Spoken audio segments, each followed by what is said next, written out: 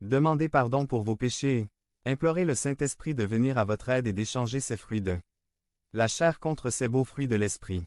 Le changement d'identité est aussi une transformation. Por ejemplo, Padrecito, tengo un par de amigos que me invitaron a una casa, me invitaron a una fiesta. Pero yo sé que ellos van a estar bebiendo, pero yo no voy a beber, usted crie. Que debería ir a esa fiesta ou non. Si vous êtes ferme dans vos convictions, partez, mais si vous voyez que les ténèbres éteignent votre lumière, fuyez-la. Je crois que nous devons avoir un impact au milieu des ténèbres, mais Dieu doit nous équiper d'une expérience de transfiguration, dans laquelle notre lumière se développe à un niveau exponentiel. Qu'est-ce qu'un saint? Demande le prêtre à un enfant, et il répond. C'est une personne qui laisse passer la lumière. Devenez membre de la chaîne et soyez un instrument de la parole de Dieu. Ne manquez pas cette opportunité d'avoir un impact sur des vies. Cliquez maintenant sur le lien dans la description et aidez-nous à diffuser la parole de Dieu. Le joug par Paul, Andrew. Résumé. Si un seul animal reçoit le joug, il ne s'agit plus d'un jouet. S'appelle un harnachement ou un harnais. 14 ajout. Le joug est un morceau de bois qu'on place sur la tête des bœufs pour les atteler. Si un seul animal reçoit le joug, il cesse d'être un joug et est appelé harnachement ou harnais. Il faut 2 animaux pour utiliser un joug. Par exemple, un homme se trouvait sur le bord de la route avec un paquet de pommes de terre et demandait à être tiré. Un autre homme est passé par là et s'est arrêté avec son camion et lui a proposé une place à l'arrière. L'homme arriva avec son paquet de pommes de terre sur l'épaule. Quelques minutes plus tard, le conducteur a constaté que l'homme portait toujours les pommes de terre sur son épaule.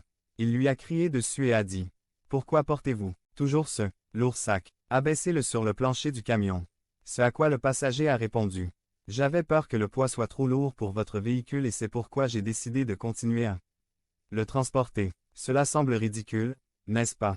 C'est ce que toi et moi faisons plusieurs fois. Quels sont les fardeaux que vous devez mettre de côté aujourd'hui? 294. 1 Pierre 5, 7. Déchargez-vous sur lui de toutes vos inquiétudes, car il prend soin de vous. Jésus poursuit en disant, « Et vous trouverez du repos, car mon joug est doux, et mon fardeau est léger. » Il existe une émission télévisée intitulée Les jeunes et les agités, mais elle pourrait facilement s'appeler Les vieux et les agités. Le mot repos ou en espagnol repos est celui utilisé pour désigner le sabbat. Samedi. Cela signifie se reposer du travailler, grâce à ce repos, travailler pour le salut. Nous sommes sauvés par la foi. Nous naissons de nouveau par le baptême et nous sommes régénérés par la confession en cas de péché grave. Jésus dit aussi, « Prenez mon joug sur vous et apprenez de moi. » Nos esprits doivent être sous le joug du Christ. Il dit, « Prenez mon joug sur vous et apprenez de moi. » Cela signifie un acte mental. 2 Corinthiens 6, 14. Ne soyez pas unis sous le même joug avec ceux qui ne croient pas. Car qu'ont en commun la justice et l'injustice?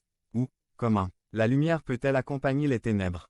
Et que se passe-t-il quand quelqu'un me dit « Mais, Père, ma petite amie est très jolie et je pense qu'elle pourra peut-être devenir chrétienne catholique Père, je suis sûr qu'une fois mariée, je la gagnerai à Dieu, elle sera ma petite perle. » Bref, 1000 phrases romantiques pour défendre votre projet de vie auprès d'un incroyant.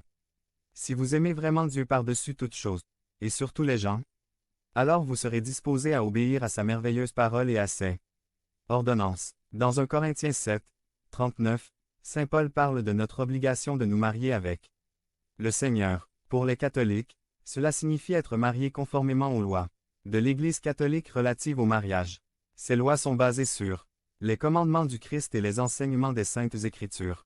Si un catholique souhaite épouser une personne non baptisée, il est nécessaire que la partie catholique obtienne une dispense et il devra redoubler d'efforts pour que le mariage fonctionne. Le Concile Vatican II, sur l'Église dans le monde d'aujourd'hui, dit « L'orgueil et l'égoïsme de l'homme, qui bouleverse également l'environnement social l'homme, déjà enclin au mal dès sa naissance, trouve de nouveaux stimuli.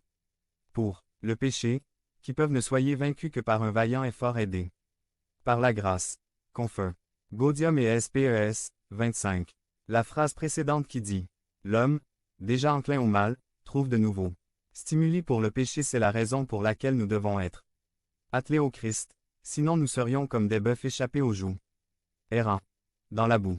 La Bible a beaucoup à dire sur les différentes sortes de jougs. 1 Roi 12, 11. Parce que mon Père vous a chargé d'un joug pesant, j'ajouterai à votre joug. Ézéchiel 34, 27 dit. Et vous saurez que je suis l'Éternel lorsque je briserai les liens de votre joug et que je vous libérerai de la main de ceux qui vous asservissaient. Dieu promet de briser les jougs qui ne nous liaient pas à lui. L'ennemi essaie constamment de nous imposer son propre joug, mais ce joug est celui de l'esclavage et de la captivité. Dieu dit que nous saurons qu'il est l'Éternel lorsqu'il brisera ses jougs. Confession. Je parle conformément à l'autorité que Jésus-Christ m'a conférée et déclare, Satan, au nom de Jésus, je brise le joug qui est autour de mon cou en ce moment et proclame, tu n'as plus de domination sur moi. Jésus m'a déjà libéré et aujourd'hui je choisis de marcher dans cette liberté. Devenez membre de la chaîne et soyez un instrument de la parole de Dieu. Ne manquez pas cette opportunité d'avoir un impact sur des vies. Cliquez maintenant sur le lien dans la description et aidez-nous à diffuser la parole de Dieu. Notre croix nous donne du pouvoir par Paul Andrew. Résumé. Prendre la croix est un acte intentionnel. 3. Il y a une histoire intitulée Le Collier, à propos d'une dame qui rêve de devenir une dame de la haute société française. Elle veut vivre dans une maison avec toutes sortes de luxe, mais sa réalité est très différente, elle vit dans une petite ville. Cette dame a demandé à emprunter un collier de diamants à un de ses riches amis pour l'exposer lors d'une fête à laquelle elle allait assister. Mais comme cela arrive parfois, le pire s'est produit. Elle a perdu le magnifique collier. Que pouvait-elle faire à ce sujet? Le collier était très cher. La panique l'a envahie et elle s'est endettée en achetant un collier de diamants qui s'est avéré être un faux. Il s'est endetté énormément pour rien. Cette histoire reflète la vie contemporaine. Beaucoup de gens s'asservissent pour obtenir des biens illusoires ou qui se soldent par des maux de tête. Ceux qui adorent les idoles ne trouveront jamais le vrai bonheur. 296. 1. Nous entendons dans l'Évangile d'aujourd'hui que celui qui ne prend pas sa croix et ne me suit pas n'est pas digne de moi. La croix nous protège du pur égoïsme pour servir un objectif plus élevé. C'est une façon de se motiver continuellement à procéder à un examen de soi. Le Concile Vatican II, sur l'Église dans le monde actuel, dit « L'orgueil et l'égoïsme humain, qui bouleversent également l'environnement social, avec un vaillant effort aidé par la grâce. » Confer. Gaudium et SPES, 25. C'est pourquoi nous avons besoin de nos croix.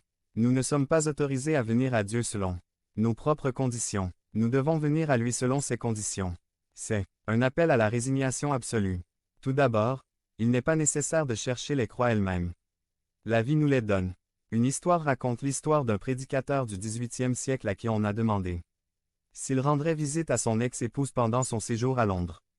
Il répondit, « Seigneur, je porterai volontiers une croix, mais je ne la chercherai pas. » Nous prenons nos croix lorsque nous les acceptons volontairement et assumons nos responsabilités dans la vie, surtout lorsqu'elles sont désagréables et difficiles. Accepter que les circonstances qui nous entourent nous aident à devenir semblables au Christ, surtout lorsque ces circonstances ne nous conviennent pas. 2. Prendre la croix est un acte intentionnel, dit la Légion de Marie dans son manuel sur la visite des hôpitaux et des maisons de malades. Le patient heureux démontre combien la gloire de Dieu a été acquise. En acceptant sa maladie, il a mérité plus que ce que d'autres peuvent gagner par les prières, les jeûnes, les veillées, les coups de fouet et autres travaux pénitentiels. La croix signifie que nous devons abaisser nos désirs et nos désirs du trône sur lequel nous les avons placés et plutôt mettre Jésus et sa volonté comme puissance qui gouverne nos vies. Parce que Jésus est mort et ressuscité pour nous, sa croix devient la porte qui s'ouvre à toutes les bénédictions de Dieu. Nous connaissons toutes les impulsions de colère, d'égoïsme, de luxure, d'envie et de ressentiment, comme nous aspirons à nous en libérer. Et nous pouvons y parvenir en veillant à ce que la croix du Christ occupe une place importante dans nos pensées. 3. Notre croix nous donne du pouvoir. 297. Notre